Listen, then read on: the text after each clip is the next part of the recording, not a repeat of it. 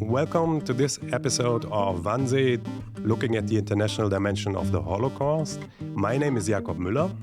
And my name is Ayat Sarfati. I am replacing Judith Alba today, as one of the books we're going to talk about has not come out in English yet, but only in Hebrew. And Aya can read Hebrew. Our guest today is Havi Dreifuss, who is a professor at the Department of Jewish History at Tel Aviv University, and she's also the head of the Center for Research on the Holocaust in Poland at the Yad Vashem International Institute of Holocaust Research. Havi wrote her thesis in 2005, which was published in English under the title Relations Between Jews and Poles During the Holocaust, The Jewish Perspective. In 2018, she published her book on the end of the Warsaw Ghetto, which until now is only available in Hebrew. Thank you very much for joining us, Havi. Thank you, Jakob and Aya. And I want to start with a question on your background, on someone who had influence on your academic formation, on Israel Gutman, who was not only one of the foremost historians of the Holocaust in Israel and, of course, outside of Israel, but also a veteran of the Warsaw Ghetto Uprising. Could you tell us something about him and the influence on your work? So, first of all, I was very privileged to have him as one of my teachers. Of course, I had many teachers who influenced my work, and he is one of the important among them. As you said, he was born in Warsaw in 1923, and he became later on a member of HaShomer HaTzair youth movement. He was a member of HaShomer HaTzair even before the war, and during the war, he was part of the uprising itself. He was wounded during the uprising and was sent to Majdanek. From Majdanek, as somebody who was in Majdanek, as somebody who was wounded, he understood that he doesn't have a good chance to survive. And when there was a deportation to a different camp, Auschwitz, he just volunteered, if one can say so, and he found himself in Auschwitz, where he was helped by a Polish doctor who recognized him as one of the fighters of the Warsaw Ghetto Uprising. He joined there the underground in Auschwitz as well. And he, of course, endured all the terrible things in Auschwitz and in the death marches. He was liberated, returned to Poland for a short time as part of a mission from his youth movement of HaShomer HaTzair, made Aliyah, emigrated to Israel, where he joined the kibbutz. He lived in the kibbutz, and in the 50s, by chance, he met one of his friends from Auschwitz, and that friend from Auschwitz, who, after the war, each one of them went to his own direction, invited him to join with the others and meet few times, and then they decided that Israel Gutman will write some kind of a book of memories of that group of many others, and he published this book at 53, Anashim Va'efer. It was published only in Hebrew, Men and Ashes. And this book made such a great impact, and he was asked by his movement itself, by HaShomer HaTzair, to write something about Anilevich. He wrote Mered HaNetzurim, again was published only in Hebrew. And then because of those excellent books, he went to do his PhD. He was sent to the university and did his PhD about the Warsaw Ghetto. His book about the Warsaw Ghetto, Jews of Warsaw, of course, is an excellent book, and it became not only one of the first, actually the monograph of a community during the war, but he also became part of the staff in the Hebrew University, and with his colleague Professor Yehuda Bauer, who is of course still with us, and we're very fortunate for that as well. Actually, they established this field of Holocaust studies, because until then, the vast majority of the things that were written about the Second World War, even if they refer to what happened to the Jews, mainly focused on the Nazism and what the Germans did to the Jews. They were not so much about the victims themselves. And this is truly a field of interest which Israel Gutman and his friend Yehuda Bauer established, and it became an important field not only in Israel but in the whole wide world. Israel Gutman was one of the leading scholars, and he passed away in 2013, And he and we was still 90 meet him until years today. old.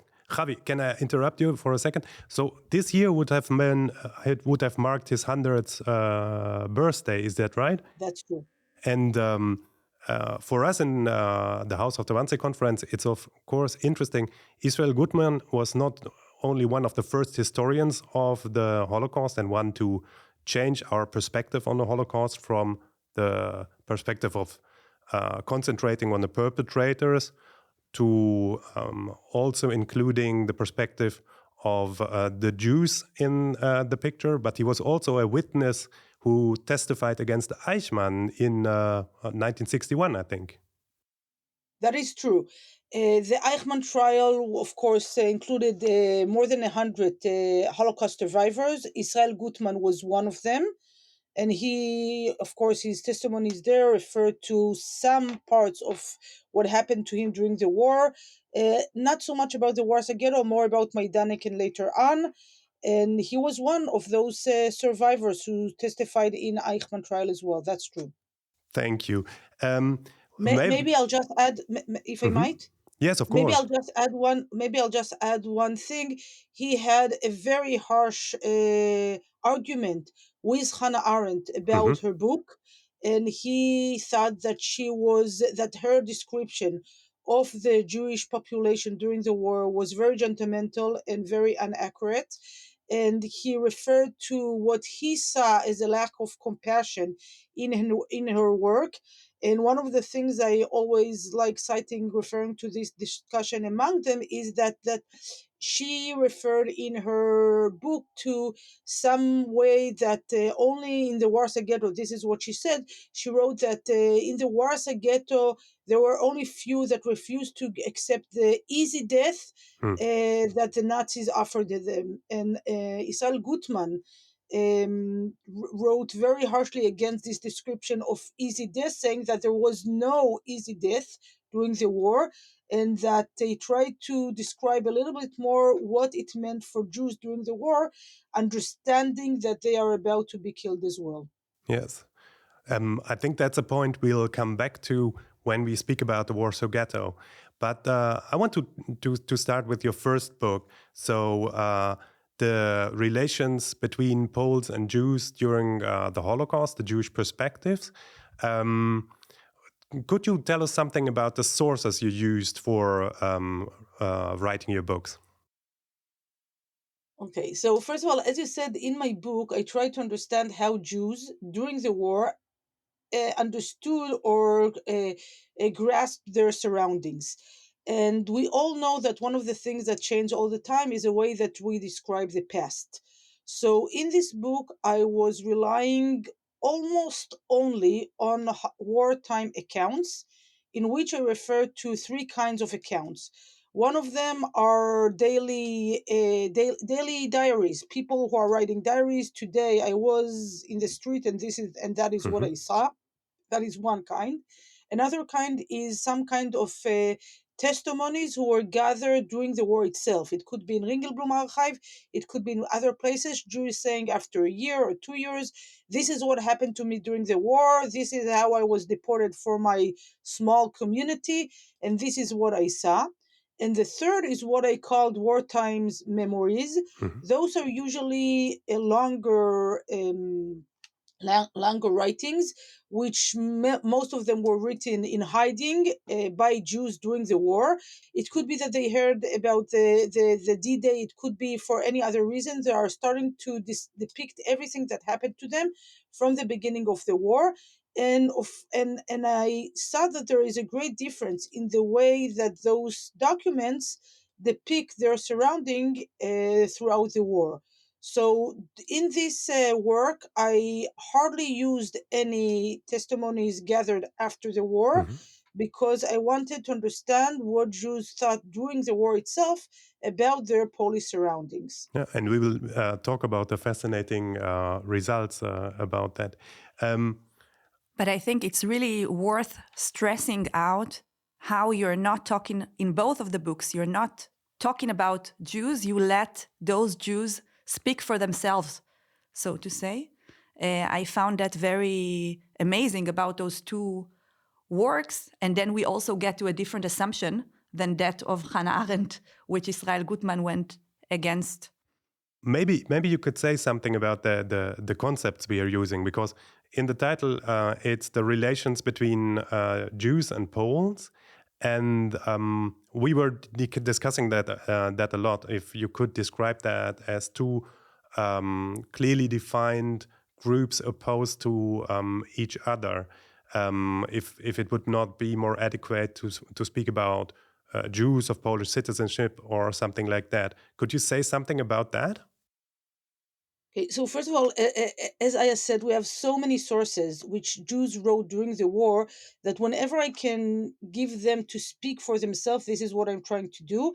And by this too, I'm walking in the steps of Israel Gutman, who really tried to expose the way that Jews during the war saw their reality, as dreadful as it could be. Now, terminology, of course, is very important.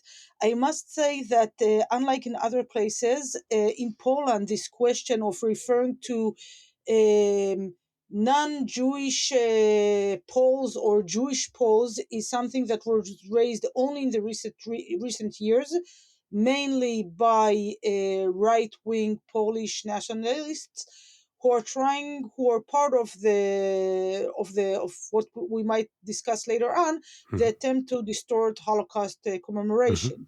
So, of course, I am very much bothered by those new terms, especially as when you read documents written by Polish Jews during the war or even afterwards, this is the way they refer to themselves as Polish Jews. And maybe later on we can talk a little bit about who were those Polish Jews even before the war. But one of the interesting things, and here I'm citing my colleague and friend Sam Kasov, one of the interesting things is that between the two world war, there is a true Polish Jewish nation that is somehow established in those Polish territories. So Polish Jews during the war saw themselves as Polish Jews. Poles saw them as Jews. And this is why those are the terms that we are using in Holocaust studies. Okay. So one thing more about on Polish-Jewish relations before the war. There was a lot of anti-Semitism before the war, but were there also, let's say, Polish allies, you would say today, of the Jews? Were there political groups in Poland that wanted to integrate Jews as Jews into Polish society? Anti-Semitism was a great problem for Jews throughout Europe before the Second World War. It's true that it was people cite more in the eastern parts of Europe than in the western parts, but anti-Semitism were in western parts as well. And unfortunately, we all know that the Holocaust was a European project, and when Nazi Germany came and wished to wipe out the Jews, they got assistance all over Europe. Now, was there anti-Semitism in Poland between the two world wars? Of course, there were, but at the same time, there were many other parts within Poland that had many connection with the Jews. And if we would refer to Polish politics between the two world wars, there was, of course, the more right part, which was Narodowa Demokracja, and they didn't think Jews, they were anti-Semites, they didn't think Jews should be part of Poland, and so on. But there was also the PPS, there was also the left circles, which believed that in this way or another, Poland Jews should become part of the Polish community. So picturing Poland only as an anti-Semite country before the Second World War is very much inaccurate. And we also have to remember that before the Second World War, more than 3 million Jews lived in Poland, and they were citizens of these countries for good or for bad. And this is something that we should stress even more than the fact that there was anti-Semitism, which of course there was. We already had an episode on Poland, and we talked a lot about anti-Semitism, and we talked about Polish mayors in the general governorate, and there was a whole range, of course, of attitudes towards the Jewish population. But anti-Semitism under German occupation, of course, was very prevalent because this was what you could act out more easily when the Germans were the occupying power. So True, but I will just add that again, anti-Semitism doesn't answer everything. And we actually know even about some righteous among the nations that were anti-Semites before the war, during the war, and after the war. They thought that Jews should not have the right to live in Poland as citizens, but they didn't think that the Germans should kill their Jews. Or they had no problem for killing Jews, but not their friend from the youth who they tried to save. So anti-Semitism was a great problem in Poland between the two world wars. There were many other attitudes, and what happened during the Second World War, during the Holocaust, was of course was influenced by the German occupation and by the policy against the Jews, and of course against the Poles as well. So you could be an anti-Semite without being a murderer. So and you can be a murderer without being anti-Semites. Both ways are right. That's very good that you said that too. Let's come back to your book. Before the Second World War, there was anti-Semitism, but nonetheless, with the beginning of the war, many Jews were very optimistic that the struggle against the Germans, against the common enemy of the Jews and the Poles, would help to overcome the hostility. That I found very, very surprising in your book, that there was a very positive image of the Polish society as a whole. Could you say something about that? Yes, so I think that what is interesting, and then this is what you can see really in daily diaries written mainly in 1939, 1940, and 1941, is how the Jews are describing, you mentioned terminology before, how the Jews are describing their surroundings. And what is interesting is that even when Poles are harming the Jews, and of course some of the Poles did enlist even in the beginning to identify the Jews or to do other things, the way that Jews are describing those acts in their wartime accounts is by putting those Poles that are harming them as the margin of the society. Those are not the real Poles. This is not the real Poland. Those are just hoodlums, or are just hooligans, or are just bands. Those are just lumpen proletariat. Those are not the real Poland. The real Poland is different. So the question is not only about the action, what is happening between Poles and Jews in the beginning of the war, but how Jews are describing it. And what we see that quite quickly, the Germans are successful in dividing the Jews from the Poles. Of course, we know today that not all the Jews were immediately in the ghettos, and some ghettos were more open, and the Jews had more connection with the Poles than in other places. But generally speaking, Jews had less connection with the Poles than they had before the Second World War. And in this place, they could interpret their connection with the Poles in a positive way, somehow saying that this awful occupier, Nazi Germany, occupied our land. We are in this war together with the Poles, and they for sure understand how unjustful is the policy of the Germans against the Jews. But they don't really meet so many Poles. They will start meeting them again in a very difficult way after the final solution is being implanted in Poland. And this is when, and we know today that about 250,000 of Jews, 250,000 Jews, try to flee from ghettos, from camps, from trains. And this is when they will meet their Polish surroundings in a way they didn't meet before. Before they saw them throughout the fences, before they saw them for a very short time, and now they are seeing them in a different way. Some of them are sure that when they will approach Poles, the Poles for sure will try to help them because we have this common enemy. And when they see that the general attitude of the Poles is not as they imagined, they are not changing how they saw the Poles. It's a true breaking point. And this is when you'll hear very harsh condemnation of all the Polish nations. Those are things that are written in later accounts, mainly those written after 1942. And they will portray even the beginning of the war in much darker colors. Thus, we can really compare how Jews how Jews depicted their Polish surroundings in daily accounts in the beginning of the war, and how they describe those very same days in later accounts. And the image of Poles in those different sources is completely different. Okay, so there is a reversal of the image of the Poles in the midst of the war. So after the German occupation, there is a overly optimistic, positive image of the Poles that meets reality after the mass deportations begin. Am I summing up you correctly? I'm a little bit. I'm trying not to use the word reality because the reality was complicated before and after. What I'm describing in my book is a way that Jews grasped that reality. Now, in the beginning of the war, they concentrated on positive acts, which of course occurred, but there were negative acts as well. In later times, they focused mainly on negative acts, although you had positive acts as well. So it's not a question of reality, but a question of how Jews understood and interpreted the realities that they experienced.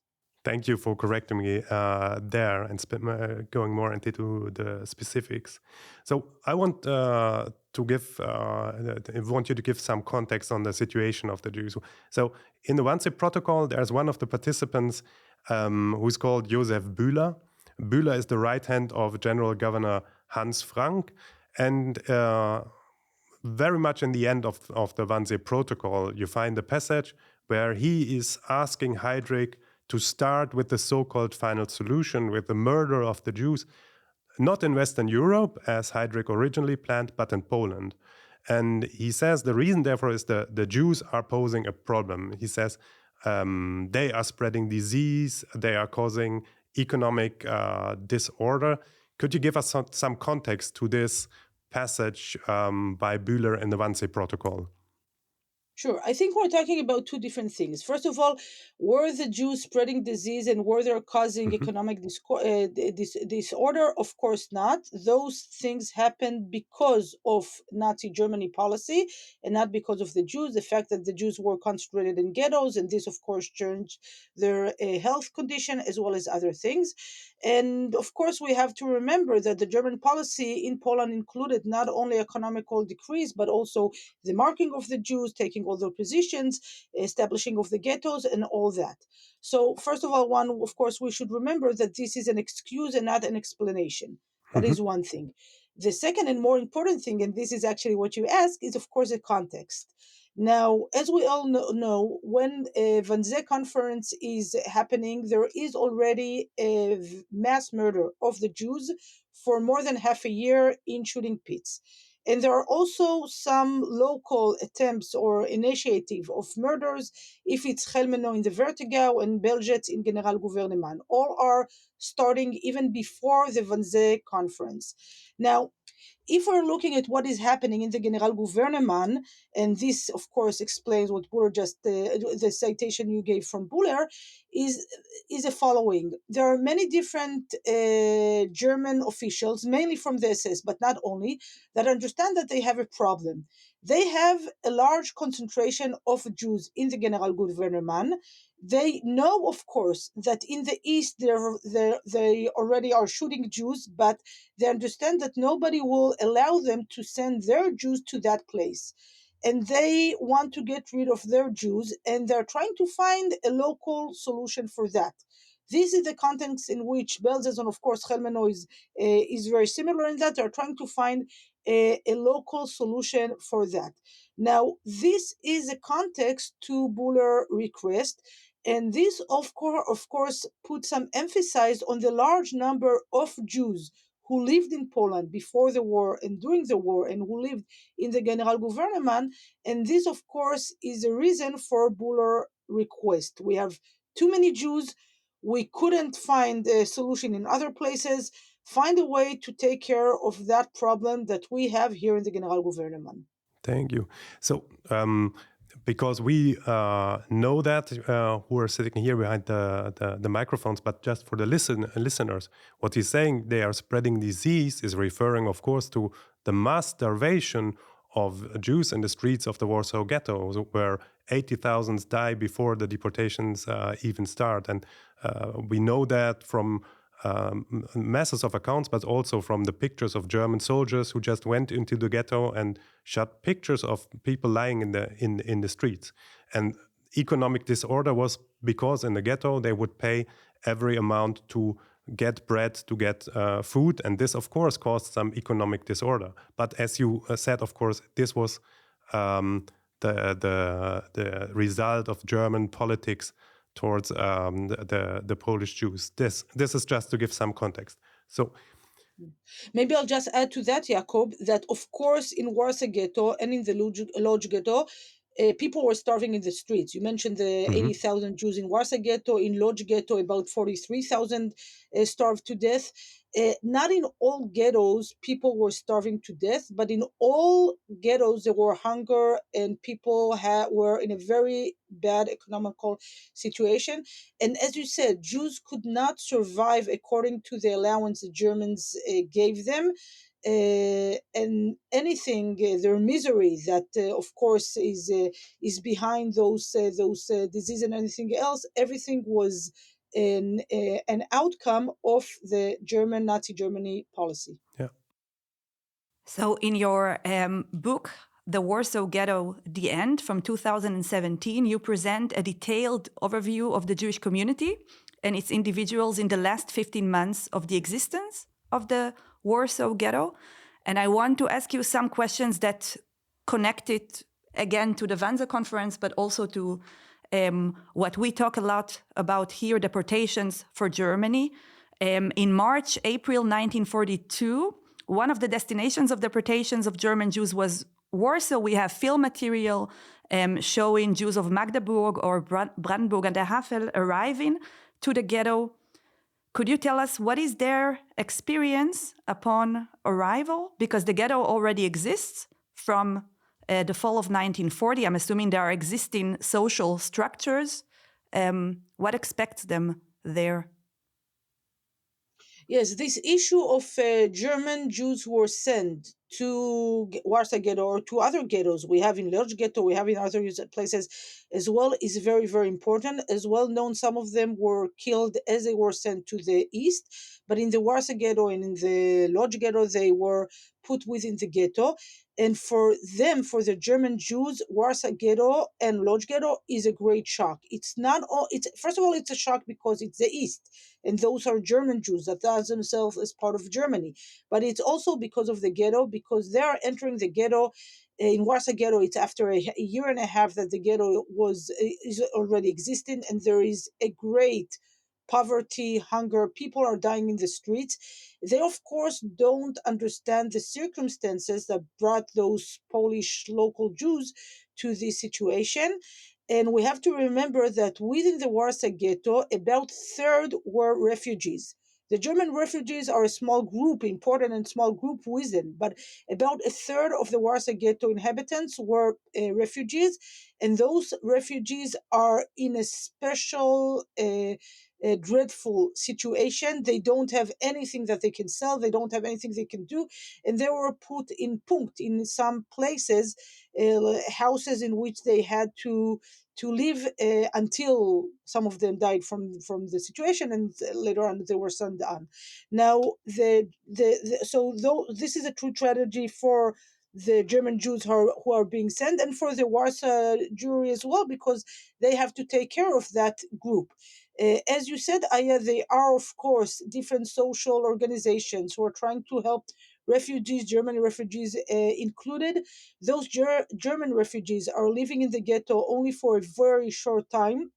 because they were sent, as you said, in March, April 1942, and they are one of the first victims of the Great Deportation in July 1942.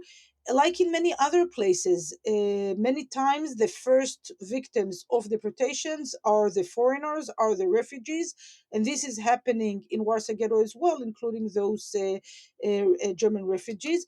The footage that you mentioned, of course, expose the misery of those Jews, their attempt to try to keep their families, to keep their dignity, as well as the attempt of different Jewish organizations to assist them as much as they can, and they cannot do much within the Warsaw Ghetto. Mm-hmm.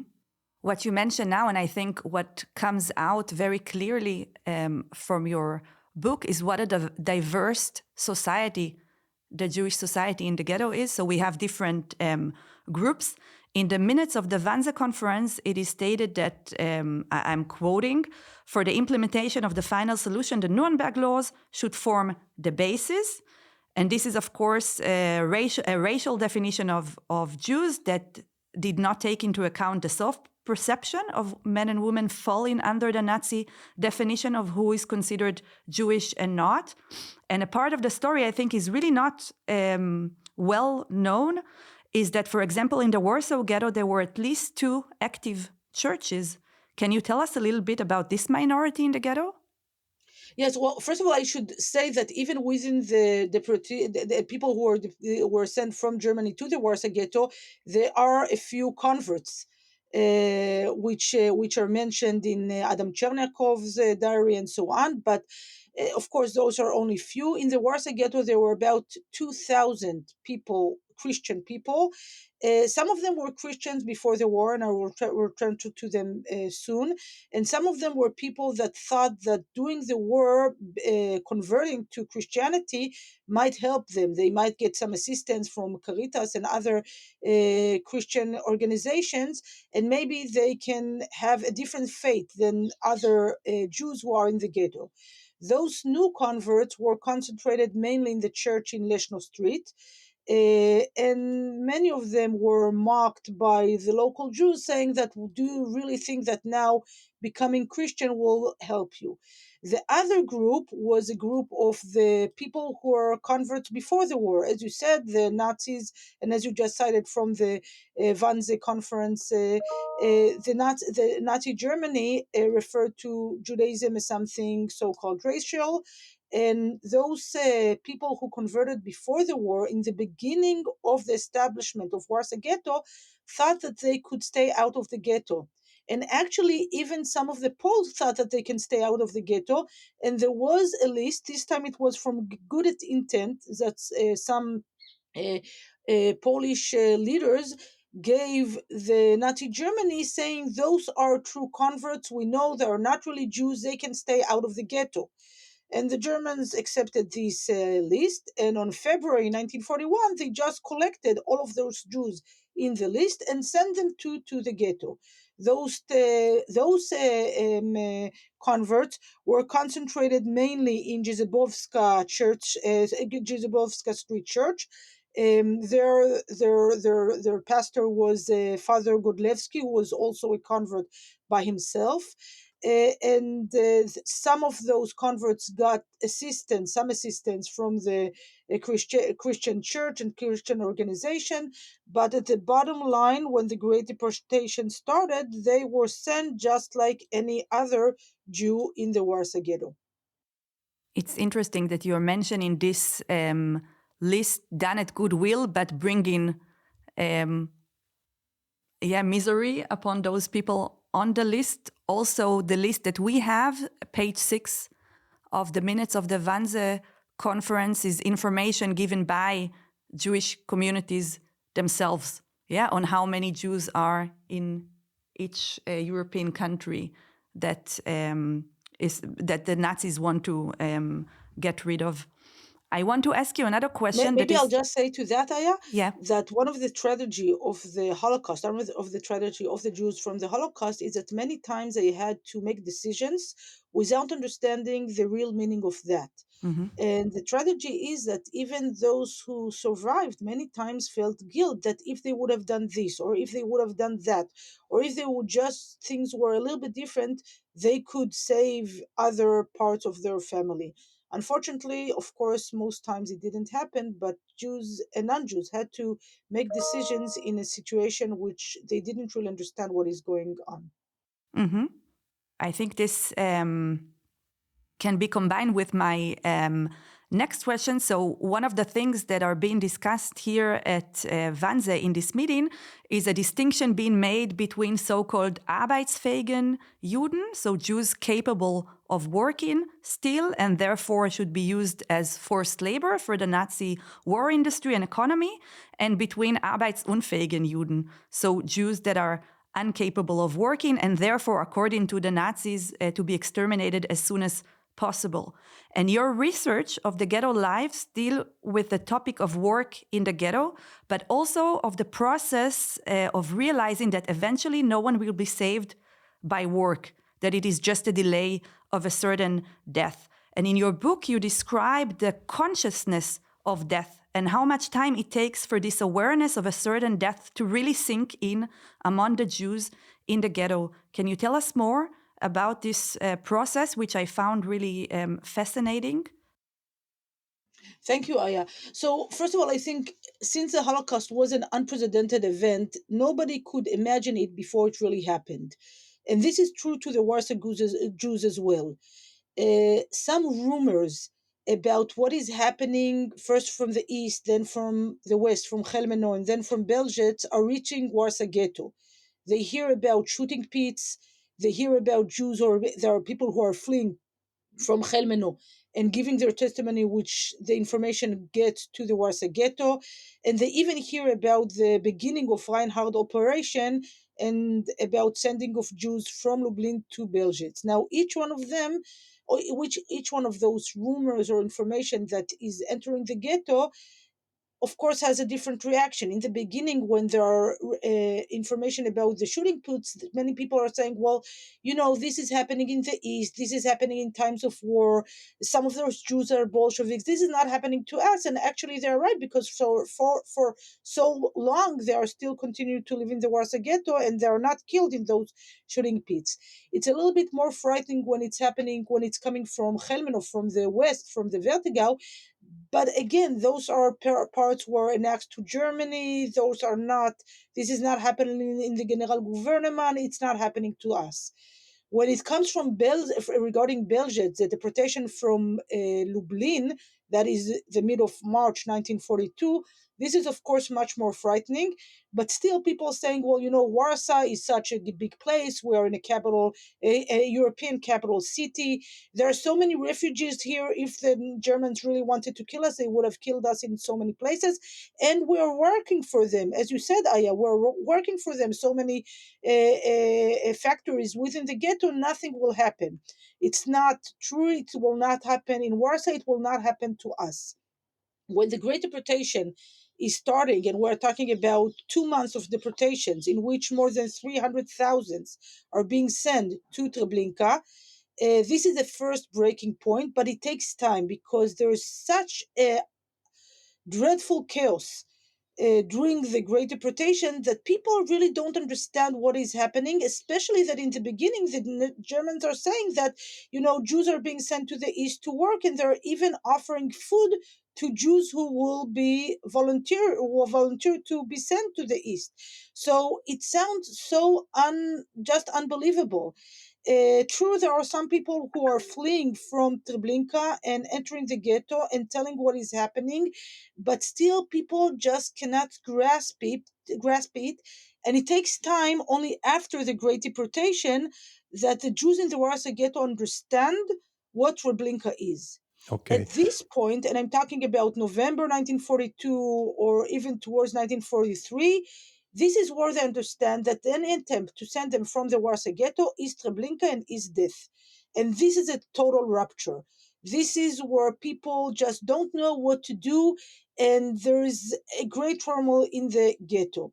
What somehow changed and make people start to act is deportation, the second action, as Jews called it, the January 1943 action. May I just Sorry. I want to add some chronology for those of us who are not so familiar with the timeline. So in 1941 in the summer, there's already mass starvation in the Warsaw Ghetto, and in the Soviet Union there are mass shootings that are beginning. In the beginning of 1942, at the same time as the Wannsee-Konferenz, there are reports from Chełmno, later on from Belzec, about mass killings with gas by the Germans. One of the reports we have in our exhibition by Schlammer Barwiner.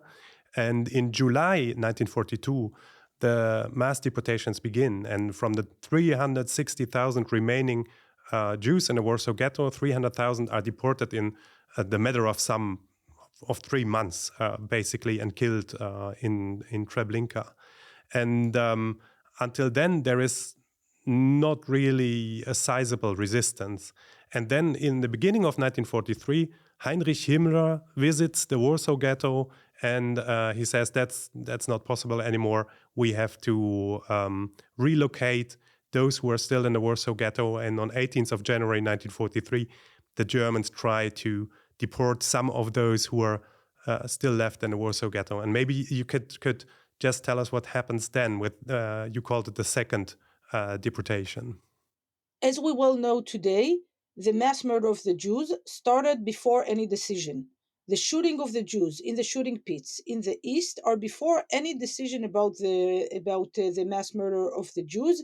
And of course, the Wannsee-Konferenz is not a place in which a decision was made. There were few different decisions. The first one is something that, again, is that it takes time to develop, and that is refers to the murder of the Jews in shooting pits of the Jews in the east, of the Jews from what is called Russia. Of course, some of them are Polish Jews as well. In that time, the Jews in the Generalgouvernement, and that of course is Warsaw included, are continuing to live as they did before. But during the end of 1941, there are some local initiatives to mass murder of Jews in other places. That is the establishment of Chełmno in the Warthegau, and starting to build Belzec in the Generalgouvernement. When the mass murder of the Jews in the Generalgouvernement will start, that will be part of Reinhard operation. And those are those great actions of sending Jews to one of the three camps of Belzec, Sobibor, and Treblinka. The Jews from Warsaw are being sent to Treblinka. Now, regarding the German perspective, things are a little bit more complicated because after the mass deportation of the Jews from the Warsaw Ghetto, some German officials are very angry because there were so many Jews who were working in different factories, including military factories, and suddenly those Jews were sent without notifying us. The SS did what they did without, of course, telling other people. And there are some people from the military as well as from some German industrials who are very unsatisfied by that. Himmler, of course, doesn't like their attitude because he believes that all Jews are, of course, property of the SS. And their work is a property of the SS, and no other German agency should make wealth from the Jews. And this is part of his attempt to take all of the Jews, working Jews, into camps. Regarding Warsaw, his plan is to send them to camps in the area of Lublin. The problem is that it's not really something that can be done. And even his own personnel are explaining him that sending the Jews to the camp will not enable them to continue to work as they did before. In the camp, people are not working, you need specific people and so on. Now, Himmler doesn't like those sounds he hears from his people. And then he has this surprise visit in Warsaw in January 9th, 1943. He gets to the ghetto and he sees some of the factories in the ghetto, especially the factory of Tebens. And he's furious because he says this man is making money from what's supposed to be our money, is SS money. He gives a direct order. His direct order is to send very soon, 8,000 Jews from Teben's factory, and a short time afterwards, another 8,000 Jews from Teben's factory to Lublin.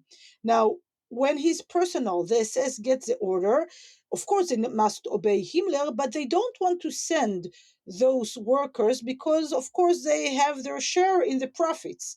And in the Warsaw Ghetto, after the Great Deportation, there were formerly 36,000 Jews who were working in different factories, but there were also what was called 15,000 wild Jews. This is the term that Jews used themselves, Jews who didn't have any permission. So the SS prefer not to go to Teben's factory, but to send Jews from those wild Jews. And this is what is happening in January 1943. Now, today we know that on January 1943, the Germans wanted to deport, first of all, 8,000 and another 8,000. Mm-hmm. But when they enter the ghetto, two things are happening. First of all, and this is what you referred to, Jakob, and this is something that we heard about a lot, and rightly so, because it was the first well-known armed resistance. That is what many times was called the small uprising. Groups of fighters from Hashomer HaTzair and from Dror HaChalutz are fighting back the Germans. Some of those fighters are being killed, but the deportation ends after 4 days. It means it goes from the 18th till the 22nd of January 1942. About 4,500 or maybe 5,000 are being sent from the ghetto. It's a very brutal action. Another more than 1,200 Jews are being killed in the ghetto. But what is not less important is that when those German forces are entering the ghetto, in the ghetto there are still living more than 55,000 Jews.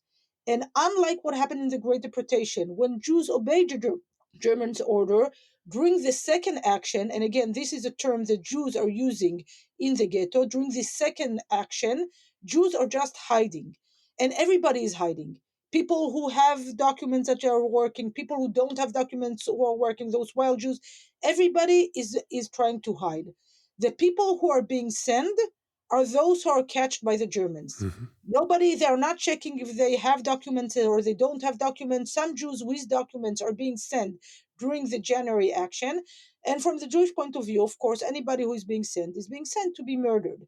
So when Himmler and his forces will try to convince the Jews to be sent to Lublin because that is working and you will survive and so on, nobody, of course, believes this is. Yes. And actually, Himmler understands that he cannot do what he just tried to do in January, and he makes Teben's, the same Teben's that he so much hate, to be the one in charge of sending the Jews in an order way to Lublin.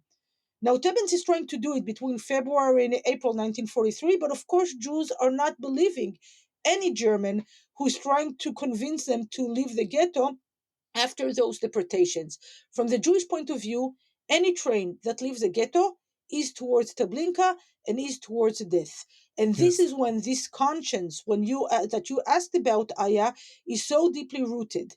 Now, after the second deportation, some are trying to create hiding place. Some are trying to find a way to the Aryan side, and then many of them are returning to the ghetto because of the hostility in the Aryan side and so on. But this is when the Jews understanding that nobody, that means Nazi Germany, will not allow them to continue to live in the Warsaw Ghetto until the war will end. Mm-hmm. So the Aryan side, just to clarify that, as the name that the contemporaries in the Warsaw Ghetto gave to the non-Jewish parts of Warsaw. So the Aryan side is the part outside of the ghetto. So 18th of January is really a turning point in the way that there is for the first time armed resistance against the Germans. I think Mordechai Anielewicz is there with the group, and he's the only survivor of a group that attacks the Germans in the street. And there is the phenomenon, the mass phenomenon, because there is not a lot of armed resistance. I mean, the resistance fighters are a small minority, if I understood it correct, but the big difference is that people now go into hiding. Those who are not fighting, they are not reporting anymore for the transports. They are not presenting their papers as the Germans ask them, and that's the turning point. That is January 1943. If if I may, maybe we should discuss a little bit the term resistance and armed resistance. So, first of all, there are many ways of resistance. And of course, Jews were resistant even before the beginning of the mass murder. And regarding armed resistance, there were a few attempts within the ghetto to try to establish armed resistance before, but and actually there was even a specific attempt that was mainly by communist Jews who entered the ghetto and tried to establish there some kind of a resistance group in the beginning of 1942, but very quickly it collapsed and nothing happened with it. The Job, the Jewish organization, organization, is being established only during the Great Deportation itself. There is a very famous meeting that is happening after the beginning of the Great Deportation. The Great Deportation starts on the 22nd of July 1942. On the 23rd of July 1942, there is a meeting of many different Jewish representatives trying to understand what one should do. Now, at this time, the Germans are still saying that they want to deport only 70,000 Jews from the ghetto. So many of the representatives says, well, we must not do anything because anything we will do might cause much more death for the Jews. So many of the representatives are saying that the Jewish community as a community should not react against the Germans. Those who don't accept it are the youngsters. And on the 28th So may I interrupt? What was the thinking about that? Was that buying time? So we give up 70,000, but we save much more by that, and we save time until the Russians or the Soviets liberate us. What was the rationale behind this? Okay, we have some sayings from that meeting. We have and those sayings are saying exactly what you just mentioned. From our point of view, the Germans they want to send 70,000 Jews out of a ghetto in which almost 500,000 Jews are living there. If we'll try to resist, if we'll try to do anything, they will just harm much more. So we should not do anything. Nobody understands that those will not be 70,000 Jews, but most of the ghetto. Nobody understands that those Jews are being sent to the death. Nothing is being known. It's the second day of the action. Nothing is being known. And maybe we should also mention that the head of the Judenrat, Adam Cherniakov, who led the ghetto, until then commit suicide when he was demanded to send Jews from the ghetto, including children. Okay, so it's a great chaos. Those who don't accept that saying, even on the second day of the action, are the youngsters. And those are the members of HaShomer HaTzair and the members of Dror Gordonia, of Dror Chalutz, I'm sorry. Those are the members of HaShomer HaTzair and of Dror Chalutz. And they are meeting on the 28th of July, that is a week after the Great Deportation started, and they're establishing their organization, the Armed Jewish Organization. They had one pistol at that time. Now, this organization is not managing to do much during the Great Deportation itself. As I said, it's chaos. They are burning some magazines of the Germans and trying to do a few things. They are trying, first of all, to save their own people, because, of course, many youngsters were sent during the Great Deportation to Treblinka and murdered there as well. On September 3rd, there is a great disaster for that very young armed resistance group, because their leaders then, it's not Mordechai Levitch, he was not in the ghetto. He was sent a few weeks before to Zglambia, in order to do things for his own movement for HaShomer HaTzair, and he's not in the ghetto. The heads of the armed resistance are two persons. One of them is Yosef Kaplan, the other one is Shmuel Braslav. Yosef Kaplan is very much active in taking Jews out of the ghetto, not Jews, taking his the young members of this newly established movement out of the ghetto. One of the group is being catched. The Germans are torturing those youngsters, and one of them mentions his name. He's being catched by the Germans. When his friend and deputy, if one can call it by that, it's not really deputy, they work together, Shmuel Braslav hears about it. He wants to organize to do something, and he's running the streets. He's being stopped by one of the Germans. He has a knife in his pocket, and he's being shot in the street.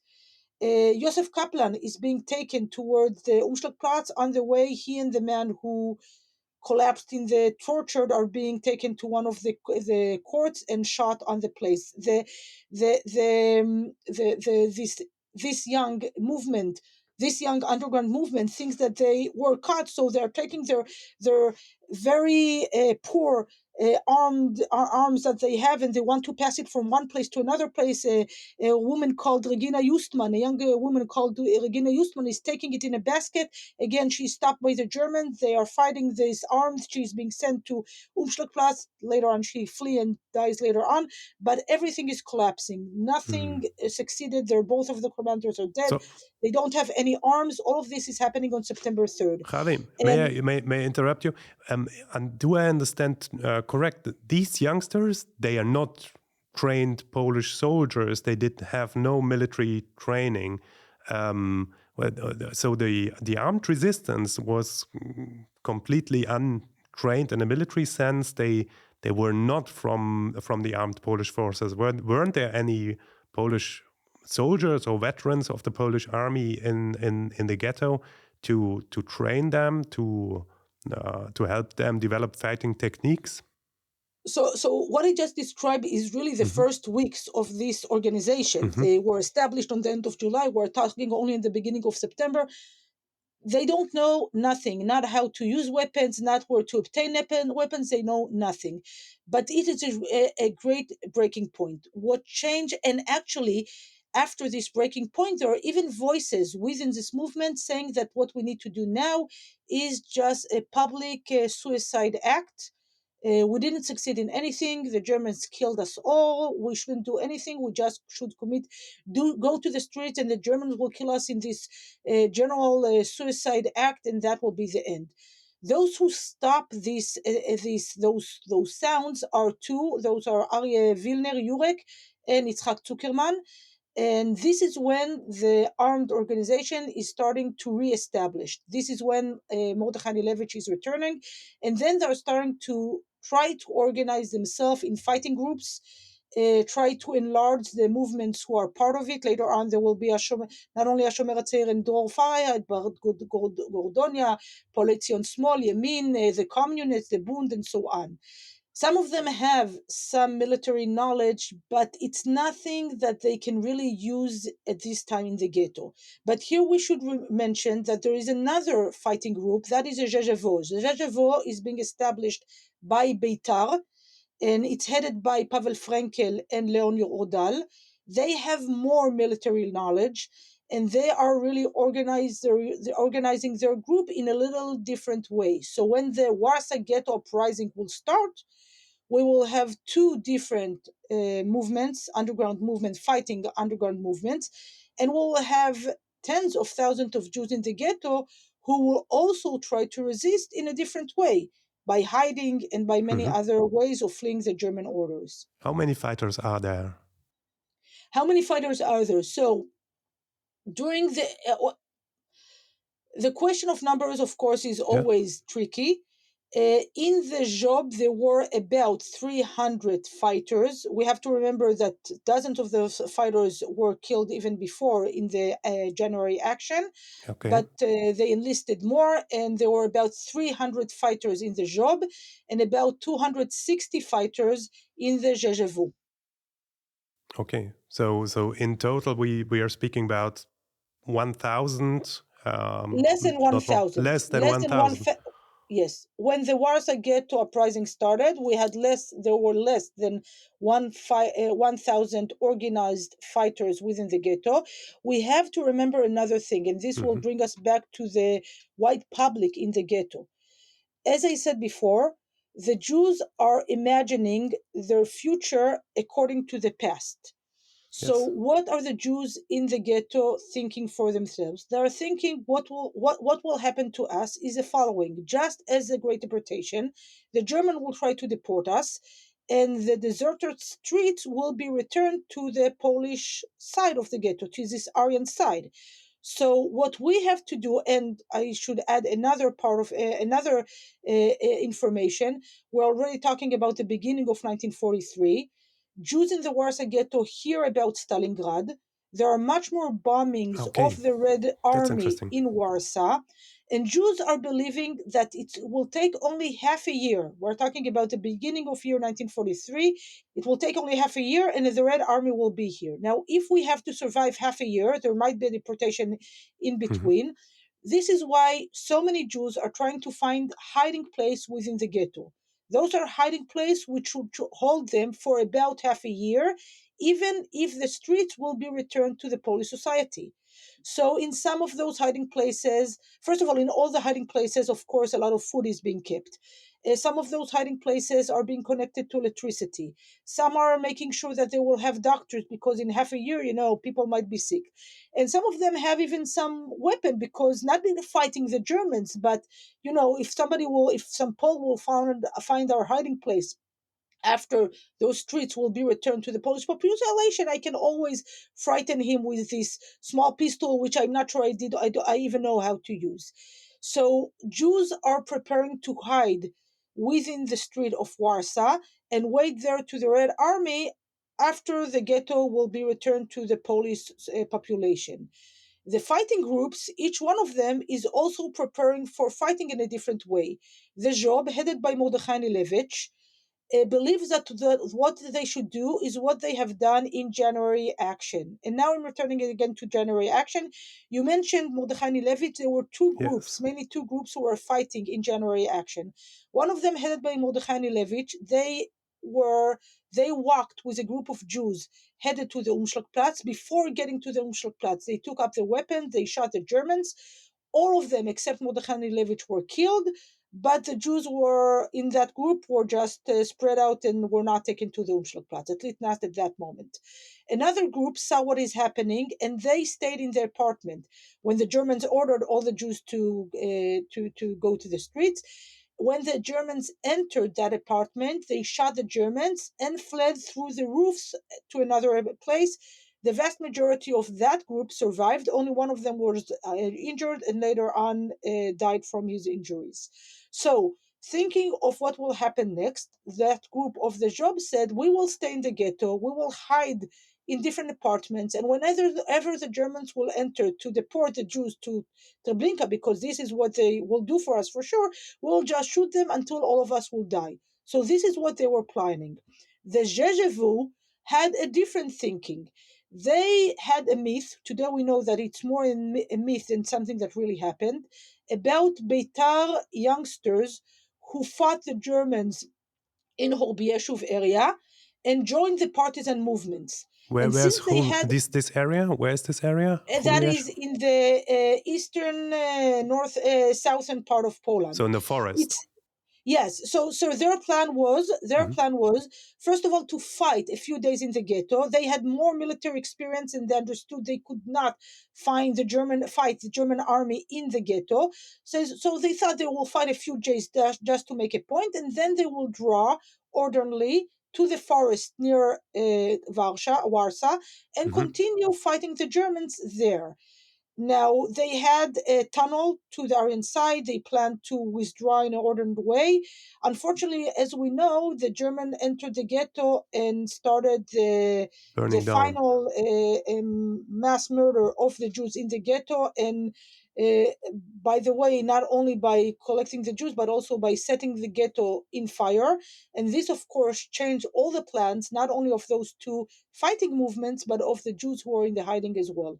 Okay, I'm afraid we are getting out of time, but I want to ask one question on the relationship with the Polish resistance, because it's very interesting that the ZZW thinks about joining Polish armed resistance in this, I forget the name, but in the forest, in the Polish forest, whereas the Job had more, I don't know, it's a nearly suicidal vision of fighting until the end. We put up a fight. So there were different concepts of armed resistance there.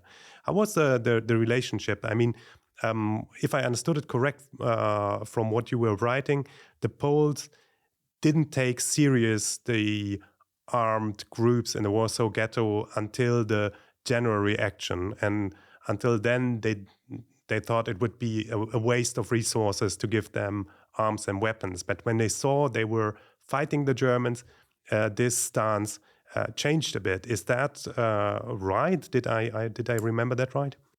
It's right, but again, it's a little bit more complicated because we have to remember, and this is of course out of our topic today, but as soon as Poland is being occupied, there is an incredible Polish underground that is being established, including some kind of a secret state, the Delegatura. Now, after the Great Deportation, the fighting groups are trying to connect the Delegatura, saying we are representative of the Jews who are still alive in Poland. And the Delegatura doesn't want to speak with this political party or that political party. They are insisting that the Jews will have their own Jewish commission and that will represent all the Jews, and then they can join the secret state, and by that also might have connection to the armed forces, because we have in Poland two main Polish underground. One of them, the main one, is Armia Krajowa, that is supported by the Delegatura, and the other one is Armia Ludowa, which is supported mainly by the Red Army. Now, it takes time until the Job managed to convince the Delegatura that they are the formal representative of the Jews, and that the Job is a formal resistant movement of the Jewish people. And then they get some very small amount of weapon from the Armia Krajowa.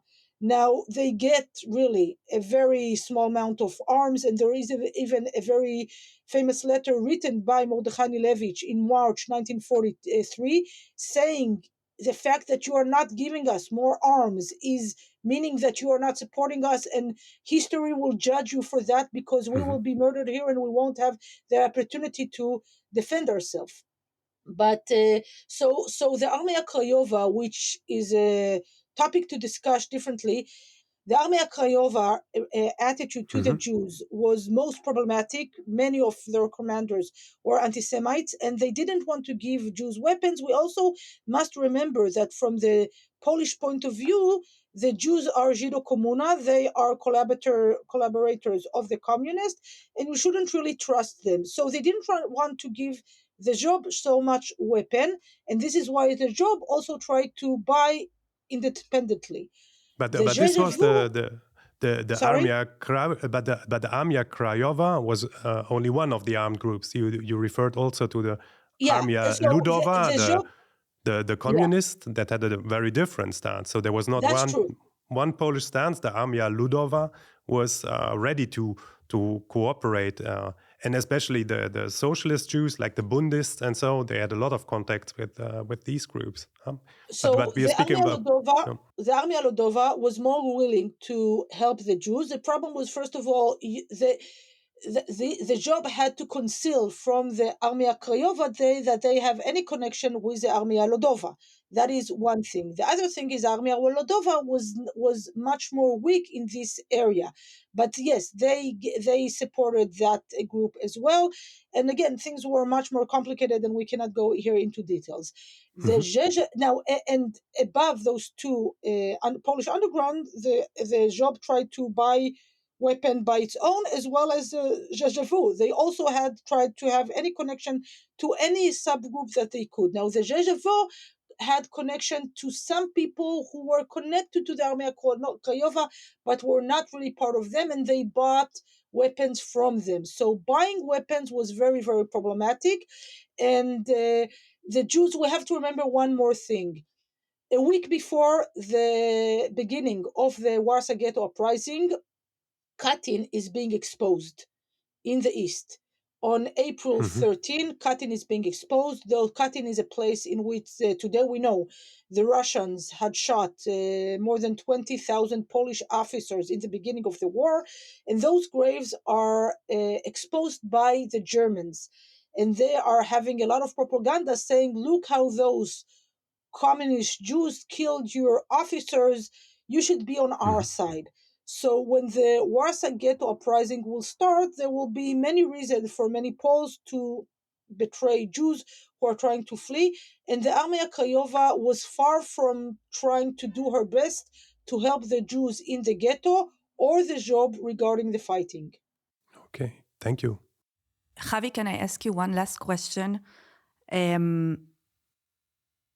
Your book is called Ghetto Warsaw, The End. And it's not about the fighters. It's about, like you said, the wide public. And when you say the end, it's the real end, like death. It's brutal. It's dreadful. I have to admit, I've been working in Holocaust research and education for 10 years before reading your book. And I think it's an historical masterpiece, but it wasn't easy to read. Yeah, it's a very, of course, the topic and the testimonies that you bring are really hard to digest. Can I ask, how was it for you to write this book? Thank you, Aya. First of all, I always, when somebody is telling me that he's reading the book, I feel uncomfortable because it is a very difficult one. And I think I need to explain here something. And I must say that maybe some of the things I'm saying are seen differently after October 7th, but I'll still say them. Mm-hmm. I had the feeling that when we talk about the Holocaust, many times we're using metaphors. It was dreadful, awful things happened, and we're not using exact description of what was so awful. Now, actually, this is what our teachers did as well. But when they were talking about the Holocaust, they were talking to a generation that knew what happened in the Holocaust, that knew exactly what happened in Auschwitz and what was the smell in Warsaw Ghetto, and what was it? What exactly was it? But we were left only with those metaphors. And I felt that I must depict very clearly what was the Warsaw Ghetto uprising for those tens of thousands of Jews who were part of the fighting, not in the armed forces, but were part of this resistance to Nazi Germany and were brutally murdered. Some of them were shot, some of them were burned alive, and so on. So I felt that one must be very exact in describing what was the Holocaust, because the Holocaust was not a metaphor, it was a concrete episode that happened, and we must understand exactly the atrocities that were done. I must admit that after October 7th, talking about those exact catastrophes is a little bit difficult in Israel, and not only because I never know if the people who I'm talking with, maybe there are family members who were burned alive not a long time ago. So things are much more difficult now to describe those, but still, I think that as historians, we must be aware of metaphors and we must explain exactly the horrific things that happened during the Holocaust. I think this is also a very good Botschaft. Message. Message, maybe to end this episode with. And I think that the October 7th events will change how we look at the Holocaust, but also how we teach it, not only in Israel, but also here in Germany. Thank you very much, the Holocaust, Havi. anti-Semitism as well. Mm-hmm. Yeah, Sorry, we could have talked more for hours, but we make a point here. Maybe you'll come back another time to our podcast. Thank you for this fascinating talk. Thank you, Aya and Jacob. Thank you.